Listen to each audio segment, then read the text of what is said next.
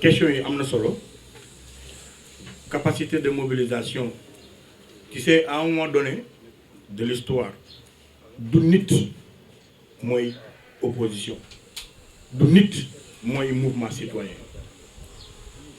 boo déggee ñu ne opposition jafe-jafe yi la maintenant ça se cristallise autour de quelqu'un ou d'une groupuscule de gens loolu moom mooy opposition après bu fekkee ne fiy métti fépp la métti soxlawul sax ngay mobiliser soxlawul et je pense que ne Y'en a marre depuis 2011 mi ngi fi nekk et c'est pas pour rien coup bu nekk jël nañ ko sosal bu nekk sosal nañ ko lu ne inventé nañ ko fu ne jaar nañ fa Macky amul lu mu dëggul ci ay mboot pour recevoir lañ mais comme ñi ngi résister boobu ba nekk alhamdulilah et la mobilisation elle se fera naturellement gars yi yónneetuñ seen maar de Sénégalais yi kenn yónneetul maaram wala di ko yóbbante gars yi ñooy génn dem wane seen maar fële kenn xaaratul kenn xaaruñu ay caat Aliou Sané de xaaruñu ay Modou Pathé gars yi dañoo sonn Sénégalais yi ñoo fatigué dañuy génn xuuxuñu génn ma ne la yow loolu jarul sax débat beneen bi mooy ñun duñ ay waxtaankat non mënuñ toog di wax et puis waxtaan pour mu am day fekk nga ki ngay janoon sax mu respecté la quoi Macky ne nous respecte pas Macky ne respecte pas les Sénégalais gis nañ ko ci Covid bi pour la première fois ñuy dugg pale toog ak moom ba ci Sonko sax demoon na toog ak moom ak ñeneen ak ñeneen ñi musul dugg pale mu wax ay kàddoom yëpp jël alal gi koppar gi jox ko gorom Mansour Faye mu def lu ko neex dégluwul kenn Macky moo dégluwul kenn quand ça l'arrange Lions yi gagné mu oo opposition bi mais ñëpp xam nañ ne gëmul li mu def c'est-à-dire que quand ça l'arrange mun na def benn cinéma nii woon nañ ñi médiation pour mu am li ciy njëkk waxtaan pour mu am li ci war a njëkk mooy Macky Sall na dàq Antoine Félix Diome mooy li njëkk parce que Antoine Félix Diome partisan la mënut organiser élection kooku mooy premier problème bi ci nii màcc ne élection bi mënut am parce que ka ca nekk di décider kooku jubul nit ñi gëmuñ ko bëgguñ ko wóoluwuñ ko parce que moom mooy premier problème bi dafa nekk partisan dafa far wane na ko ba pare amul décision bu mun a génn bu jaar yoon loolu mooy njëkk am d'abord après ay waxtaan ak Macky yooyu na ko paye dem defi ñun mënuñ waxtaan ak Macky parce que rapport bi moo dul sain xam nga nit bi ngay toog di waxtaan mu leeral la ngay wax ak moom gëmul ko yow ñëwagoo mais gëmul na yow war na laa mën a déglu deful ñu nawle Macky deful benn sénégalais nawle yéen ñii di presse bi defu leen nawle quand le pays brûle il préfère s'exprimer ci média international France 24 lay dem TV5 lay dem beneen média lay dem maa yow ban journal mu nekk yow buur or Macky bu ñëwee loo ma laaj ma jox ko. non léegi c'est Kali TV ah. koo fi xoolal yéen ñii ñëpp bu ngeen dajaloo woon laa la wax oo Macky Sall du ñëw parce que fonkul askanu Sénégal deful sénégalais yi nawle c'est ça la vérité en commençant par la presse suy wax bitim réew lay dem waxi su dëkk bi di tàkk taal na avion moom taw yu làq ay njabootam ñenn ñi dem ci ay hôtel ak ay yooyu donc amuñu interlocuteur man mënuma dem naan Macky kaay ñu médiation xalaatuma ko sax li ma koy wax mooy samay 4 vérités bàyyi li nga nekkee il faut pas être amnésique 2011 yàggul Moustapha Niasse tey bu assemblée indee coow te nga yoroon sa xeer taxaw war nga rus c'est ça la vérité ñii il faut leur dire la vérité langage de vérité bi leen tenir mooy ñu fàttaliku ne 2011 barki Demba Ndiaye la quand je revois ces images man damay am kersa rus bokk ak ñoom tribune 2011 te vous ne savez pas ce qui s'est passé en 2011 ils venaient nous dire booy bu ngeen fi nekkul dëkk bi tàkk jàpp leen ci yéen lañ ci yaakaar ñoom ñëpp tous autant qu'ils sont après bu affaire yi ne kurum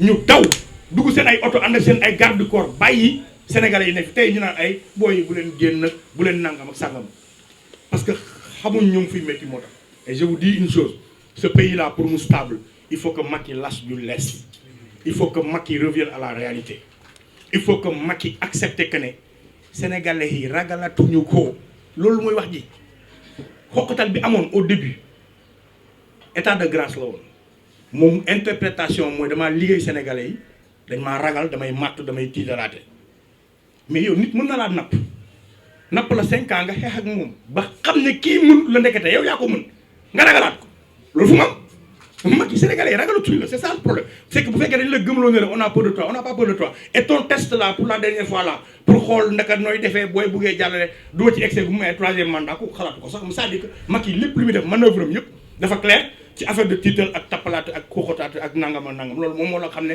rapport boobu dafa changé de côté c'est lui qui a peur pourquoi il laisse pas les gens manifester waaw Macky léegi bu fekkee ñeme nga bàyyi nit ñi manifester ñu duy place yi ay millions de Sénégalais c'est ça la vérité donc man dama jàpp ne Sénégal pour mu am jàmm na Macky may nit ñi jàmm moom moo yore ay yi di ko xëpp ci doomu aadama yi tant que mi ngi yore ayam di ñu ko xëpp doo ñu xëpp suñu ay di toog di la seetaan soo ñu Macky ci lu mu ñu woo ñu wuy ko si bu ñu indilee jàmm ñoo ko gën a bëgg jàmm fop bu ñu indilee ay ñoo ko ëpp fuuf parce que wan nañ ko saa su ne. La première exigence c'est Macky Sall qu'il s'arrête de taper sur l'opposition.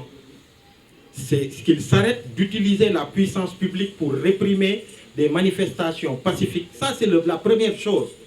Et la deuxième chose, c'est qu'il y a des gens qui sont en train de tout mettre en œuvre pour que tous puissent s'asseoir. Parce qu'il y a d'autres partis de coalition aussi qui ont fait ce qu'il fallait et qui ont passé le cap de la validation des listes. C'est des Sénégalais. Mais je sais que ces gens-là aussi, ces femmes et ces hommes qui sont dans ces coalitions mettent par-dessus tout le Sénégal et la stabilité du pays.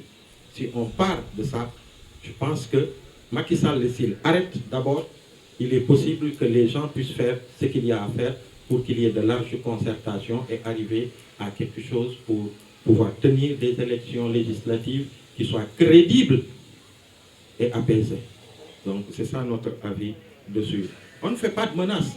Mais quand la démocratie est atteinte, des principes que nous partageons tous en tant que Sénégalais et auxquels nous tenons, quand tu tiens une manifestation après la mort de 3 Sénégalais, dont un de 15 ans, je viens d'apprendre comme ça, je ne sais pas si c'est vérifié ou pas, qu'il y aurait un 4e mort.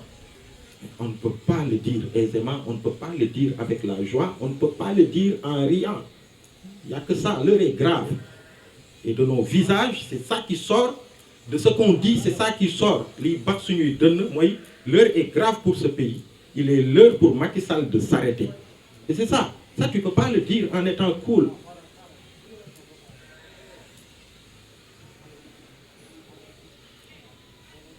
Le prétexte, il est fallacieux. Tout le monde sait que la pré-campagne, surtout le texte du CNRA, ça concerne même une partie de la presse audiovisuelle.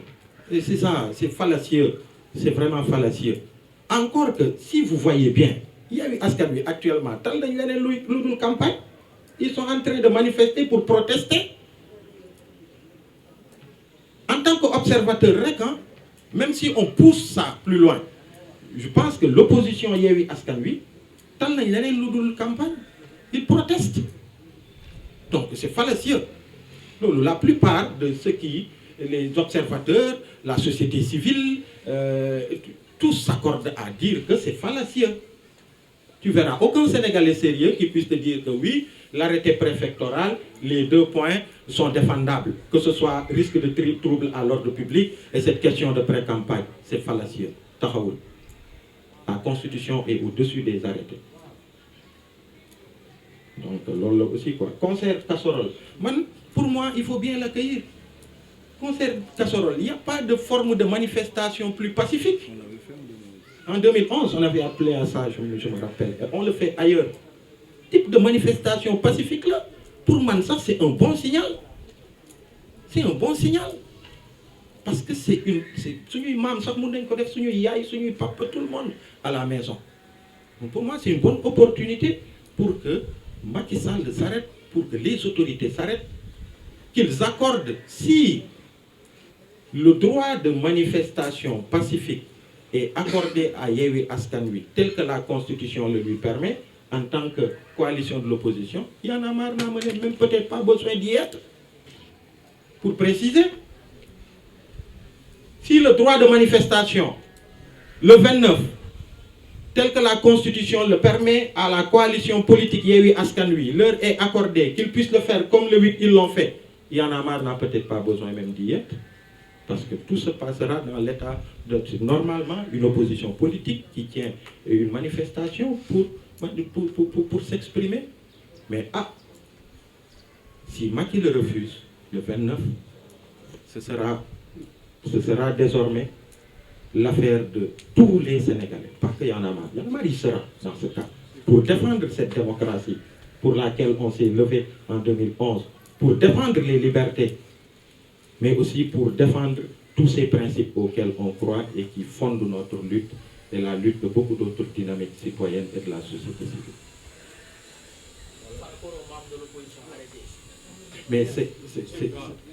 Mais c'est arbitraire, c'est des détentions arbitraires. Je l'ai dit, quand vous voyez le maire de Guédiawaye qui est arrêté à 15 km du lieu de manifestation, mais c'est pas normal. Hein? Quand vous voyez Déthié Fall qui est député, qui est arrêté au siège de son parti, quand vous voyez Mame Diarra Fam qui va aller pour rencontrer Barthélemy en tant que député qui a été arrêté aussi, c'est anormal. Ça, c'est des pratiques du régime de Macky Sall. Vous avez vu dans le passé récent, et vous le voyez encore, ces détentions préventives.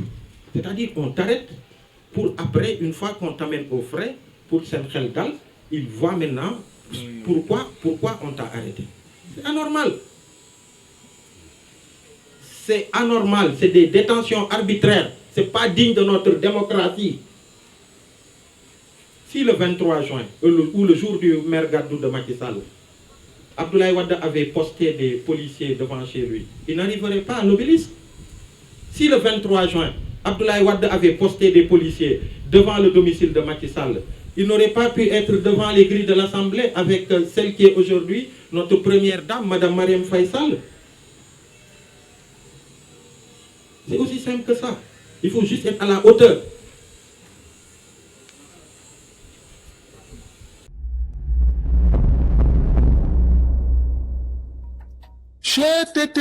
mais yow sa waay yow fu ñu la fekk yaa ngi ci kanamu ordinateur bi wala sa kanamu tablette ba sa téléphone portable lu xew mais damay lire ay information waaw xoolal boo bëgg am ay information yu leer nañ et en temps réel duggal ci www.senegal7.com ay information yu wóor man de maa ngi application Sénégal 7 lépp lu xew dama koy jot ci sama téléphone ci tàng bi te nag application Sénégal 7 am ko yomb na da ngay dugg ci Play Store wala Apple Store nga télécharger ko rek xam li xew ci réew mi ak la xew ci bitim réew te nag dara du la ci umpu. Vous voulez des informations en temps réel? Cliquez sur www.senegal7.com. Sénégal 7, le roi de l'information en temps réel.